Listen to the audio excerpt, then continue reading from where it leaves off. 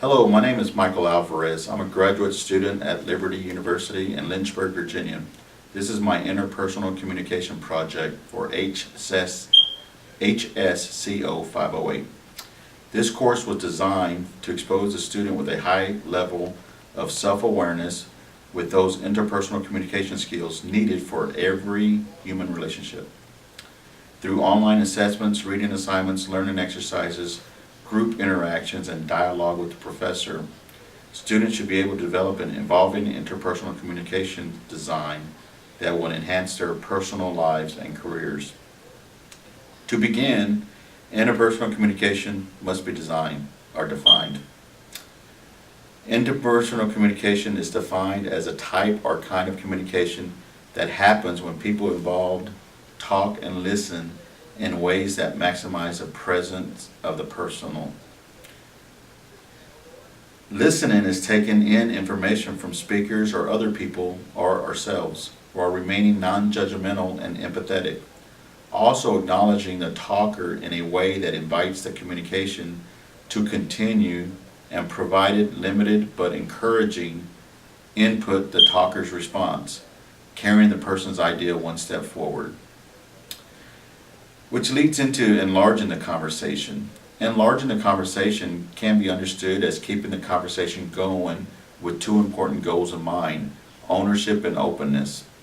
Ownership is taking responsibility for the feelings and thoughts that are ours. Openness is making it clear that we are open to other people, that they are two people who have something to offer. Stewart has stated that there is a direct link between the quality of our communication and the quality of our life. My overarching goal is to actively listen without flat brain syndrome. Peterson described flat brain syndrome as something that can be avoided by actively listening with the stomach, heart, and head all in sync. Stomach talk puts our feelings into words. The heart talk puts our ownership and openness into words. And the head talk puts our thoughts into words.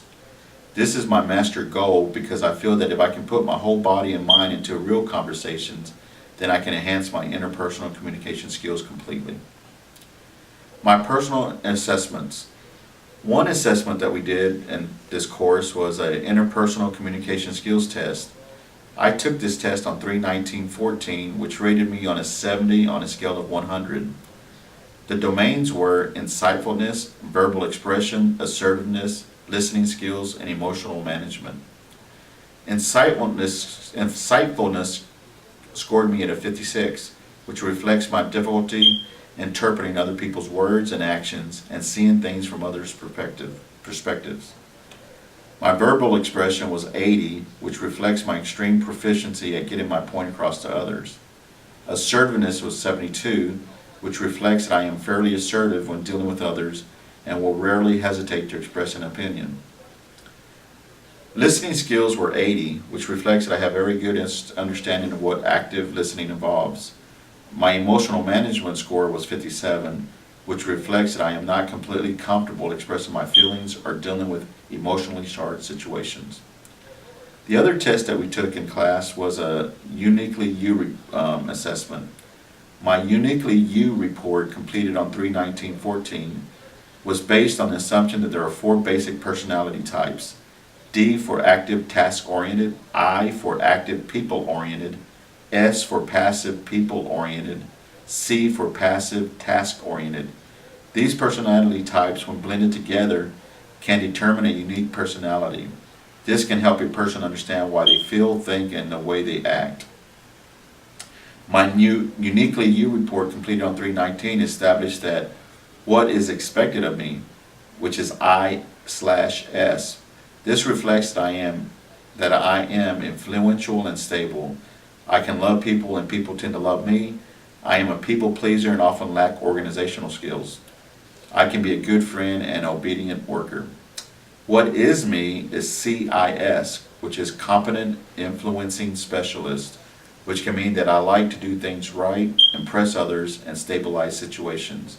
I am not aggressive or a pushy person, and I enjoy large and small crowds. I also need to be more self-motivated and assertive.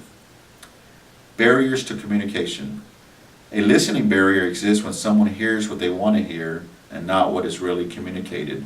This was in the text Burley Allen, published in 1995. My internal barriers can include having your mind on something else, biased listening, being an interrupter, and fake listening. External barriers can include anything from tone, appearance, room temperature, phone calls, texting, time pressures, clock watching, fidgeting, doodling, chewing gum, and posture. How can I deal with these barriers to improve my communication? My internal barriers I can deal with by keeping my mind focused on the person or the speaker completely. If my mind is clear and focused, I can better receive the message better.